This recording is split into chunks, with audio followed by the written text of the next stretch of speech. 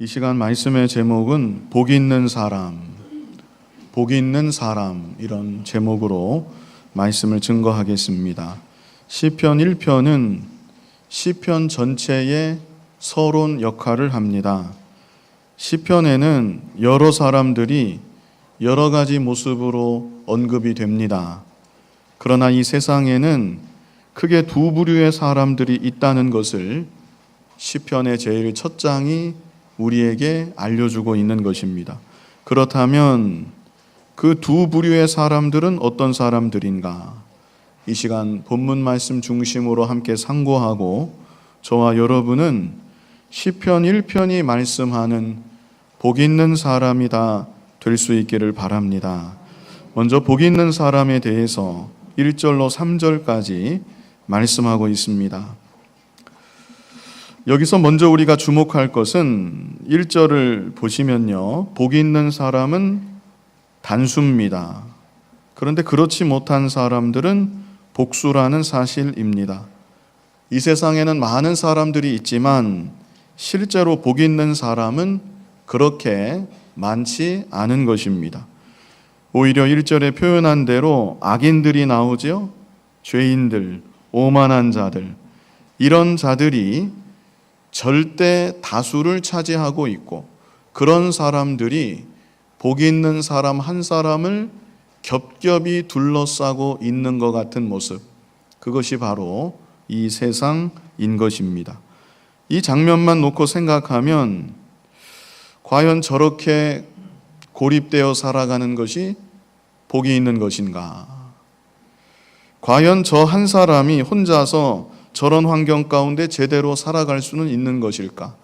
이런 의문이 들지 않을 수가 없습니다. 그러나 시편 1편의 저자는 분명히 말합니다. 그렇게 혼자 고립되어 있는 것처럼, 물과 기름이 도저히 섞여지지 않는 것처럼 세상에 섞여지지 않은 채 구별되어 살아가는 그 모습이 참으로 복이 있는 사람이다. 이렇게 우리들에게 말씀하고 있는 것입니다. 그래서 1절을 보면 같이 읽어보겠습니다. 복 있는 사람은 악인들의 꾀를 따르지 아니하며 죄인들의 길에 서지 아니하며 오만한 자들의 자리에 앉지 아니하고. 복 있는 사람은 어떤 사람인가? 한마디로 불신 세상의 풍조를 따르지 않는 사람, 불신 세상의 풍조를 따르지 않는 사람, 그 사람이 복이 있는 사람입니다. 여기 1절에 악인들, 죄인들, 오만한 자들이 나오는데요, 이 사람들을 상상할 때 세상에서 법을 어기는 파렴치한 죄를 저지르는 흉악무도한 TV나 신문지상에 오르내릴 법한 그런 사람들만을 꼭 가리키는 것은 아닙니다.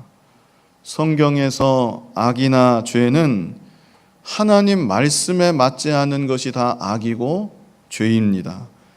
예수님을 믿지 않으면 누구든지 다 죄인입니다. 오만한 사람은 어떤 사람입니까? 사람의 시각으로는 겸손해 보여도, 예의 발라 보여도 마음에 하나님이 없다고 생각하는 사람, 그 사람이야말로 오만한 사람입니다. 창조주 하나님을 모르고 하나님을 예배할 줄 모르는 사람, 그런 사람들이 바로 성경이 규정하는 가장 오만한 자들인 것입니다. 그런데 이 세상에는 이러한 사람들로 가득한 것입니다. 사회의 악이라고 할 수 있는 흉악 범죄자들도 물론 덜어 있겠지만 꼭 그런 모습이 아니라 할지라도 하나님 없이 살아가는 사람, 절대 다수를 차지하고 있는 겁니다. 자기 마음, 자기 뜻대로만 살아가는 사람, 이 세상에 절대 다수를 차지하고 있는 것입니다. 그래서 이 세상은 다양한 것처럼 보이지만 사실 다양하지 않습니다. 하나님을 모르는, 하나님을 배척하는 거대한 불신 풍조의 물결을 함께 이루고 그렇게 흘러가는 것이 이 세상의 모습인 것입니다. 그렇다면 그런 가운데 복 있는 사람은 어떤 사람입니까? 그 거대한 불신 풍조의 물결에 휩쓸리지 않는 사람, 그 물결을 따라가지 않는 사람, 그 사람이 바로 복 있는 사람이라고 시편 1편 1절이 우리에게 말해주고 있는 것입니다. 우리가 잘 아는 구절입니다. 베드로전서 2장 9절 같이 한번 읽어보겠습니다. 베드로전서 2장 9절, 그러나 너희는 택하신 족속이요 왕같은 제사장들이요 거룩한 나라요 그의 소유가 된 백성이니 이는 너희를 어두운 데서 불러내어 그의 기이한 빛에 들어가게 하신 이의 아름다운 덕을 선포하게 하려 하심이라. 아멘. 우리들이 어떤 자들인지 여기 분명히 우리의 정체성을 말씀하고 있습니다. 이는 너희를 어두운 데서 불러내어 이렇게 말씀하고 있죠. 저와 여러분을 예수님의 보혈로 씻어서 거룩한 하나님의 자녀로 삼아 주신 것입니다. 이 세상 가운데 불러내어서 구별된 존재로 삼아 주신 것입니다. 그러므로 우리들은 이 세상의 물결이 아무리 거세다 할지라도, 아무리 급속도로 흘러간다 할지라도 그 물결에 휩쓸려서는 안 되는 것입니다. 어두운 세상 가운데 파묻혀버리면 안 되는 것입니다. 이 세상의 물결에 휩쓸리지 아니하고 하나님의 영광을 드러내고 구별된 하나님의 자녀로 거룩한 삶을 살아가야 되는 것입니다. 본문 1절에서 한 가지 더 우리가 주목할 것은 죄의 점진성입니다. 죄의 점진성. 처음에는 악인들의 꾀를 따라갑니다. 따라간다는 것은 걸어간다는 의미입니다. 이것은 어느 순간 미리 계획하지는 않았지만 한번 함께 가보는 것을 말합니다. 호기심에 한번 따라가 보는, 호기심에 한번 경험해 보는 그런 모습을 말하는 것입니다. 그러나 그 다음 단계는 무엇입니까? 죄인들의 길에 서 있는 단계입니다. 죄의 길을 벗어나지 못하고 그 가운데 머무르게 된 것입니다. 그러다가 마지막에는 오만한 자들의 자리에 앉게 됩니다. 이것은 완전히 주저앉아 버린 것입니다. 죄 짓는 자리, 하나님을 멀리 떠난 자리, 하나님의 자녀가 불신풍조의 정중앙에 정착해 버린 상태를 말하는 것입니다. 처음부터 주저앉아 버리는 경우는 극히 드뭅니다. 처음에는 그저 호기심에 한번 따라가 보는 것입니다. 그러다가 그만 마음과 생각이 사로잡히게 됩니다. 그러다가 그만 그것이 익숙하게 됩니다. 습관이 되어 가는 것입니다. 그리고 마지막에는 내 자신이 그런 사람이 됩니다. 그런 인격이 되고 그런 인생이 되고 마는 것입니다. 우리는 송구영신 예배 때 야곱에 대해서 보았지요? 야곱이 베델을 향해서 가야 합니다. 그런데 베델을 향해 나아갈 때 세겜 땅을 지나가게 되었습니다. 순간 야곱의 마음에 이곳에서 사는 것도 그렇게 나쁘지는 않겠다, 이런 생각이 들었습니다. 그래서 장막을 치고 세겜 땅에 잠시 머물렀습니다. 그러다가 그만 그곳에 완전히 주저앉아 버리고 정착하고 만 것입니다. 야곱이 처음부터 바로 이곳이다, 내가 살 곳은 이곳이다, 여기에서 장막치고 정착해서 살아야 되겠다, 야곱이 처음부터 그렇게 결정한 것이 아닙니다. 처음에는 그저 호기심에 그 땅을 둘러보았을 것입니다. 그러다가 잠시 장막을 치고 머물게 되었습니다. 그러다가 차츰차츰 세겜의 문화에 동화가 되어 나아가고 자신이 하나님께 했던 서원을 잊어버리고 하나님이 자신에게 주신 사명도 다 잊어버리고 세겜 땅에 완전히 눌러 앉아서 불신자처럼 그렇게 정착해서 살아가고 말았던 것입니다. 처음부터 큰 죄에 빠지는 것이 아닙니다. 야금야금 나의 마음 가운데, 나의 삶 가운데 불신 문화, 불신 풍조, 얼마나 거대하게 흘러가고 있는데 나도 모르게 그것들이 내 마음 가운데 들어오고 내 마음을 잠식하고 내 삶을 잠식해 가다가 결국에는 복된 자리에서 멀어지게 만드는 것입니다. 로마서 12장 1절로 2절 말씀 보면요, 로마서 12장 1절에는 먼저 우리들을 가리켜서, 우리 1절 말씀 앞에 나왔는데 같이 읽어보겠습니다. 그러므로 형제들아, 내가 하나님의 모든 자비하심으로 너희를 권하노니 너희 몸을 하나님이 기뻐하시는 거룩한 산제물로 드리라. 이는 너희가 드릴 영적 예배니라. 아멘. 우리가 이렇게 살아가야 된다는 것입니다. 우리의 몸을 하나님이 기뻐하시는 거룩한 산제물로 드리라. 세상 가운데 빠져서, 죄악 가운데 빠져서 죄의 도구로 쓰임받는 것이 아니라 너희 몸을 하나님이 기뻐하시는 거룩한 산제물로 바쳐드리라. 우리에게 이것을 명하고 있는 것입니다. 그리고 2절에 보면 거룩한 산제물로 바쳐지는 삶에 대해서 가장 첫 번째가 너희는 뭐 하지 말라고요? 이 세대를 본받지 말고. 이것은 명령형입니다. 우리말로는 쭉 연결되어 있지만 너희는 이 세대를 본받지 말아라, 이렇게 명하고 있는 것입니다. 여기서 본받지 말라는 것은 동화되지 말라는 의미입니다. 뭐 하지 말라고요? 동화되지 말아라. 하얀 천을 검정색 잉크가 담긴 병에 넣으면 하얀 천이 어떻게 되겠죠?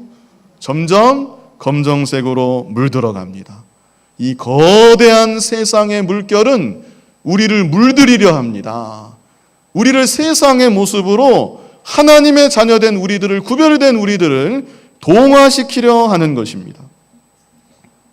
깨어있지 않으면, 삼가 조심하지 않으면 한순간에 물들여지고 한순간에 동화가 되고 점점 죄의 나락에 떨어질 수가 있는 것입니다.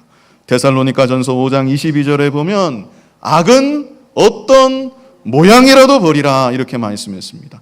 아예 처음부터 우리의 정체성을 인식하고 세상에 죄악된 불신문화, 불신풍조 제대로 분별하고 그 가운데 우리 자신이 물드는 일이 없도록, 동화되는 일이 없도록 우리 자신을 지켜 나아가야 되는 것입니다.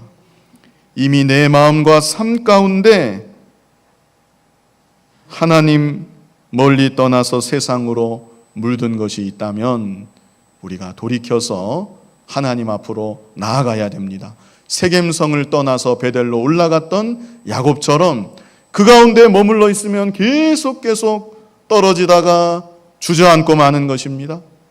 즉시로 돌이켜서 하나님께로 나아가는 그런 우리들의 복된 모습이 되어야 하는 것입니다. 이제 두 번째로는, 복 있는 사람은 하나님의 말씀을 즐거워하여 항상 묵상하는 사람입니다. 첫 번째는 무엇이었죠? 세상의 풍조를 따라가지 않는 사람. 세상의 풍조 따라가지 않을 때 우리는 적극적으로 어떻게 사는가? 하나님의 말씀을 즐거워하는 것입니다. 그리고 그 말씀을 주야로 묵상하며 살아가는 것입니다. 우리 1절로 2절 같이 읽어보겠습니다. 복 있는 사람은 악인들의 꾀를 따르지 아니하며 죄인들의 길에 서지 아니하며 오만한 자들의 자리에 앉지 아니하고 오직 여호와의 율법을 즐거워하여 그의 율법을 주야로 묵상하는 도다. 아멘. 전도서 10장 2절에 보면 지혜자의 마음은 오른쪽에 있고 우매자의 마음은 왼쪽에 있느니라, 이렇게 말씀했죠. 이것은 지혜자의 마음과 우매자의 마음은 전혀 다르다는 것입니다. 완전히 정반대라는 것입니다. 마찬가지로 불신 세상이 바라보고 추구하는 것과 하나님의 자녀들이 바라보고 추구하는 것은 완전히 달라야 되는 것입니다. 이 불신 세상은 무엇을 바라보고 추구합니까? 육신적인 것만 바라보는 겁니다. 세상에 썩어질 것만 바라보는 것입니다. 죄악된 것을 바라보고 죄악된 것을 즐거워하고 죄악된 것으로 낙을 삼고 살아가는 것입니다. 그러나 하나님의 자녀된 우리들은 영원한 세계를 바라보고, 그리고 이 땅을 살아가는 동안에도 무엇을 좋아하는가? 말씀을 좋아하는 것입니다. 세상의 다른 어떤 것보다 말씀을 즐거워하고, 말씀을 더욱 사모하고, 말씀을 항상 묵상하는 삶을 살아가는 것입니다. 시편 19편 10절 말씀 우리 같이 한번 읽어보겠습니다. 금 곧 많은 순금보다 더 사모할 것이며 꿀과 송이꿀보다 더 달도다. 아멘. 참 엄청난 말씀입니다. 하나님의 말씀을 사모하는데 뭐보다 더 사모하라고 했습니까? 그냥 순금이 아니죠. 많은 순금보다 더 사모하라. 이렇게 우리에게 말씀하고 있습니다. 실제 순금이 한 덩이, 두 덩이도 아니고 수많은 덩어리들이 눈앞에 놓여 있고, 이 많은 순금이 다 당신 것입니다. 실제입니다. 이것을 당신 다 가지십시오. 그렇다면 마음이 어떠실 것 같습니까? 덤덤할까요? 그냥 그런가 보다, 주나 보다 덤덤할까요? 아니면 기쁨과 설레임의 마음이 두근두근 거릴까요? 그런데 시편 19편 10절은 하나님의 말씀 한 말씀 한 말씀이 그런 수많은 순금 덩어리들보다 더욱 귀하다. 그러므로 수많은 순금들보다 더욱 사모해야 되고 더욱 즐거움으로 그 말씀을 받아야 된다. 이렇게 말씀하고 있는 것입니다. 그래서 이 구절은 하나님 말씀의 가치를 우리에게 바로 알려주는 것입니다. 이 세상에 살고 있는 우리들, 저도 그렇고 여러분도 그렇고 아직 말씀의 가치를 제대로 안다고 할 수 없습니다. 말씀이 얼마나 귀하고 가치 있는지 우리는 아직 온전히 깨닫지 못했습니다.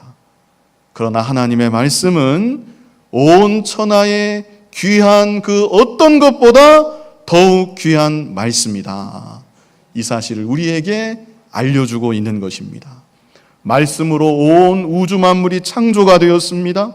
복음의 말씀으로 저와 여러분이 구원을 받았고 하나님의 자녀가 되었고 영원한 천국의 복락을 얻게 되었습니다. 이제도 말씀으로 자녀된 우리들이 양육을 받고 하나님 자녀된 모습으로 점점 만들어져 나아가는 것입니다.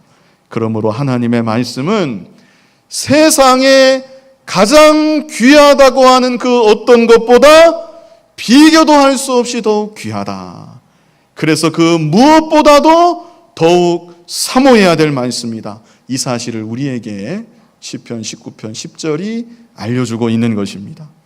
그러므로 어떤 사람이 복 있는 사람인가?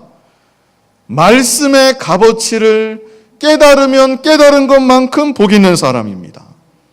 그래서 하나님의 말씀을 사모하면 사모하는 것만큼 복 있는 사람이고, 말씀을 즐거워하면 즐거워하는 것만큼 그 사람이야말로 복 있는 사람인 것입니다.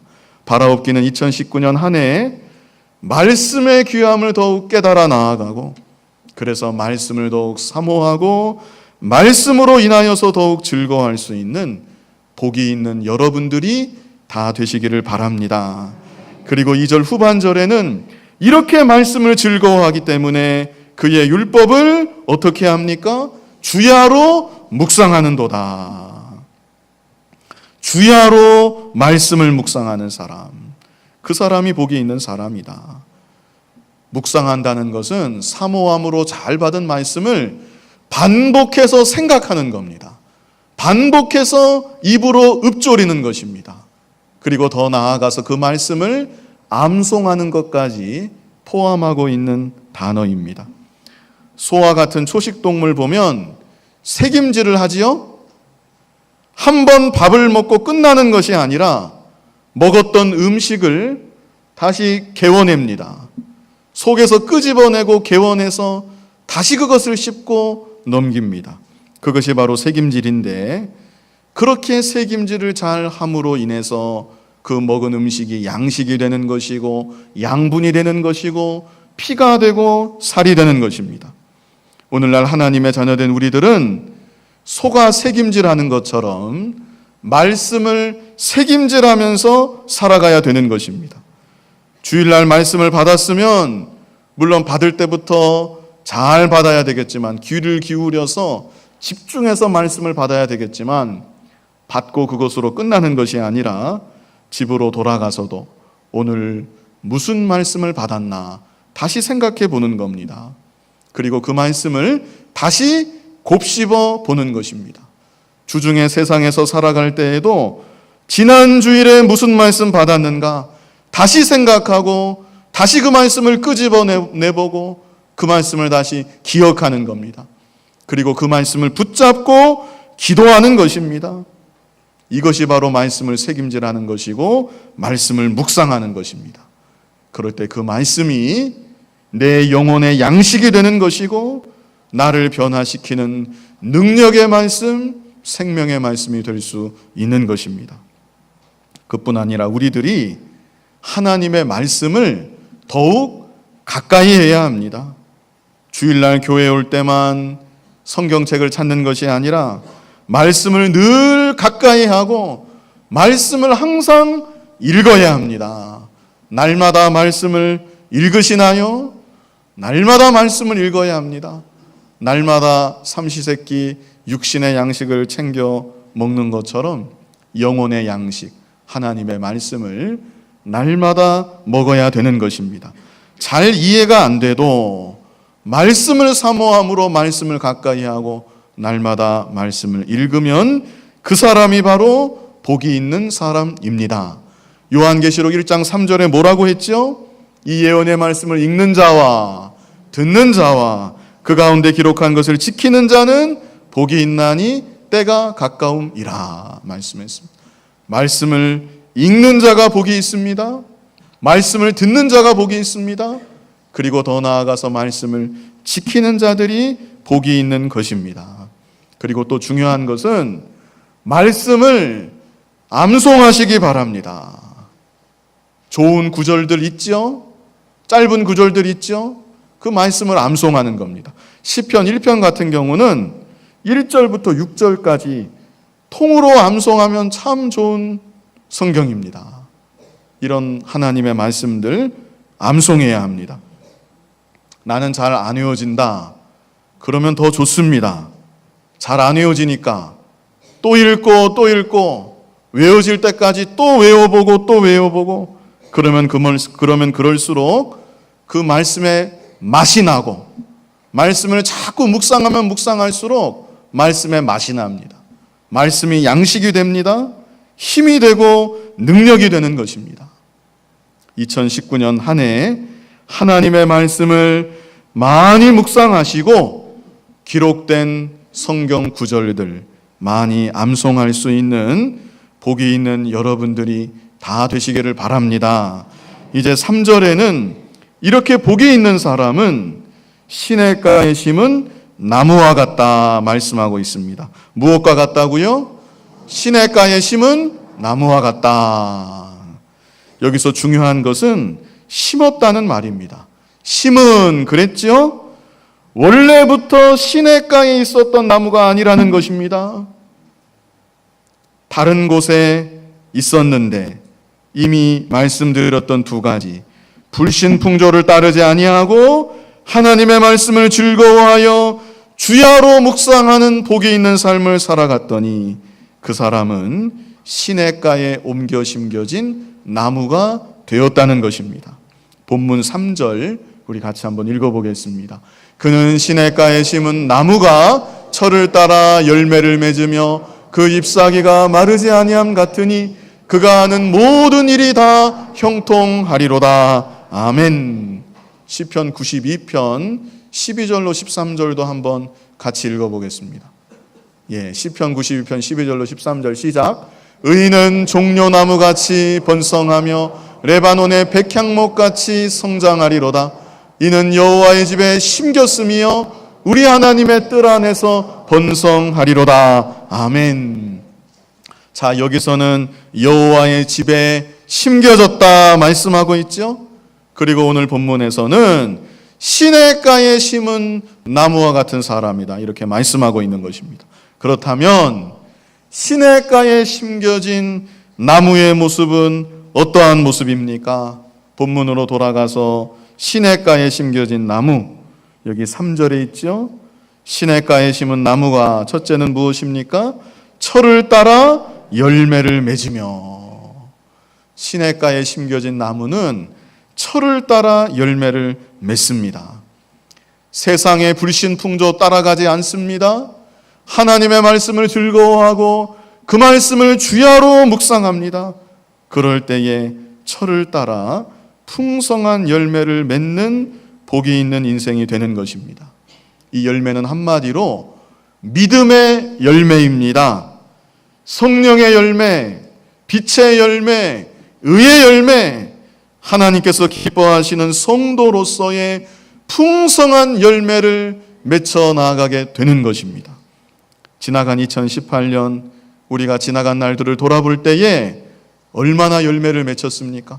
하나님께서 보실 때 기뻐하실 만한 믿음의 열매를 우리가 얼마나 맺혔습니까?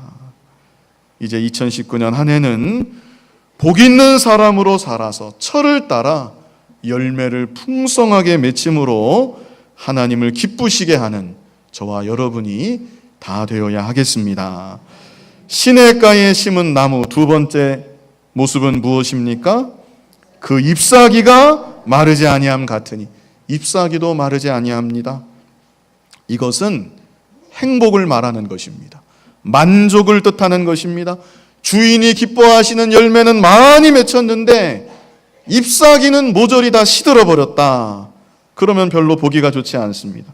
열매를 다 따고 나면 너무나 초라하고 보기가 흉한 것입니다. 그러나 복이 있는 사람은 열매를 풍성하게 맺힐 뿐 아니라 그 잎사귀도 마르지가 않습니다.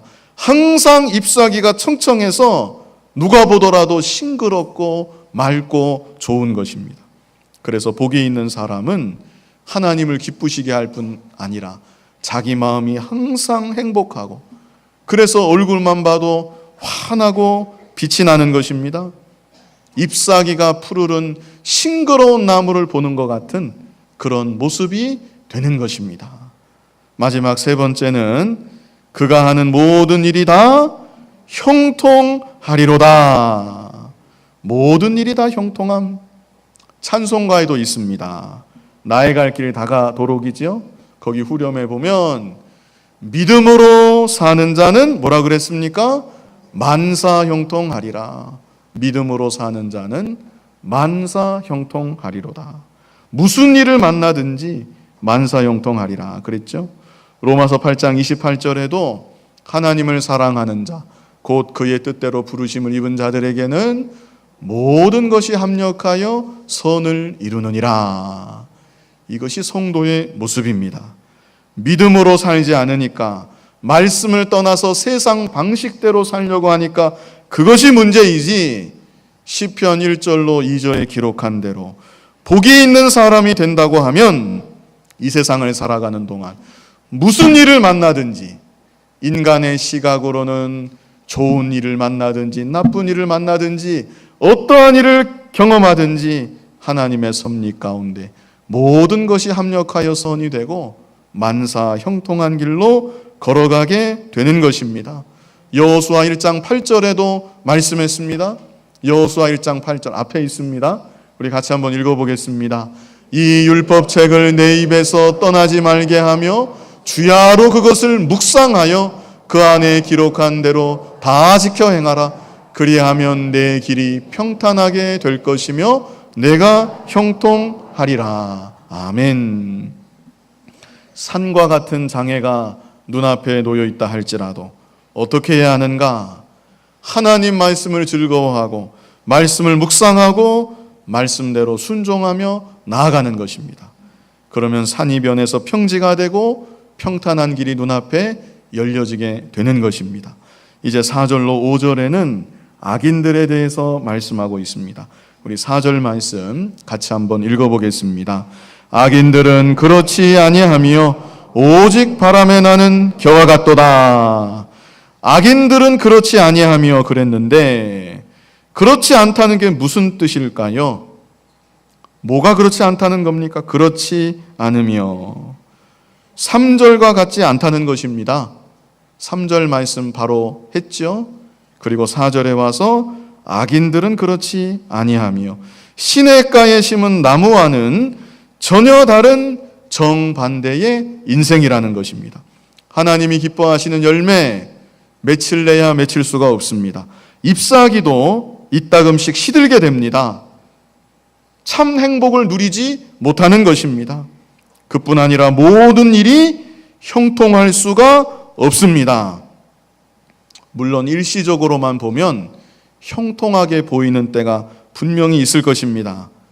그러나 예수님을 믿지 않는 인생, 하나님을 모르는 인생, 이 땅에서의 잠시 형통이 결코 형통일 수가 없습니다. 생명의 근원 되신 주님과 연결되어 있지 않다면 종국에는 망하는 길로 걸어가고 마는 것입니다. 그래서 4절 후반절에 오직 바람에 나는 겨와 같도다. 이것이 최종적인 결말입니다. 겨는 곡식의 껍질을 말하는 것이죠. 알맹이가 없는 겁니다. 농부가 타작을 하고 추수를 할 때 알곡들은 모아서 곡간에 들이지만 쭉정이는 모아서 불에 태워버린다고 했습니다. 우리가 1절에서 보았을 때에는 복 있는 사람은 한 사람이었지만 악인들이 절대 다수를 차지하고 있었습니다. 얼핏 보면 이 세상은 그들의 세상이요 그들의 천지인 것 같았습니다.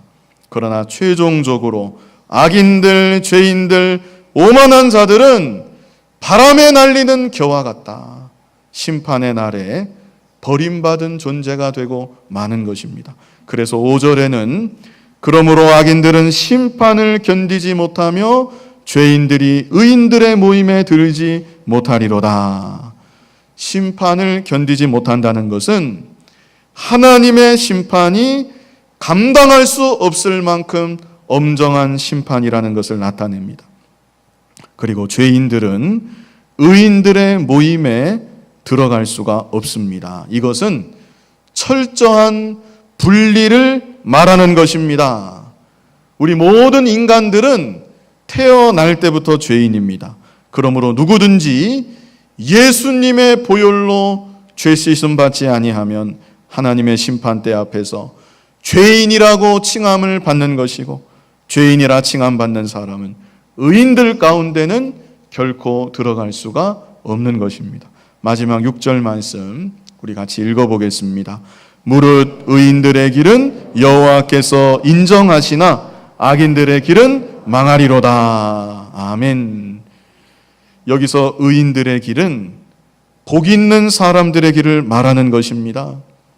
예수님을 믿을 뿐 아니라 두 가지였죠. 세상의 불신 풍조를 따라가지 아니하고 하나님의 말씀을 즐거워하여 주야로 묵상하는 자의 길입니다. 이 세상을 바라보면 이런 자는 결코 많지 않습니다. 소수인 것입니다. 그러나 하나님께서 이 사람의 길을 인정하신다. 여기 인정하신다는 것은 그저 단순히 알아주신다는 그런 의미 말고도 하나님의 특별하신 사랑과 특별하신 돌보심을 의미하는 것입니다. 그러나 악인들의 길은 망하리로다. 계속 제가 말씀드렸는데요. 여기서 악인은 실제 흉악무도한 사람을 물론 가리키기도 하고 그뿐 아니라 하나님의 말씀과 상관없는 사람, 하나님 없이 살아가는 모든 인생들, 다수의 인생들을 총칭하는 것입니다. 그런 자들의 길은 망하리로다. 이렇게 분명히 하나님 말씀을 통해서 선언하시고 보여주고 계십니다. 이 시간 복 있는 사람 이런 제목으로 말씀을 증거했습니다. 예수님을 믿는 사람은 일단 복 있는 사람입니다. 그러나 거기에 머무르면 안 됩니다. 이 세상은 하나님을 모르고 하나님을 섬기지 않는 거대한 불신 풍조로 가득한 이 세상입니다. 그러나 우리는 이 세상의 그 거대한 불신 풍조에 휩쓸리면 안 됩니다. 동화되면 안 되는 것입니다.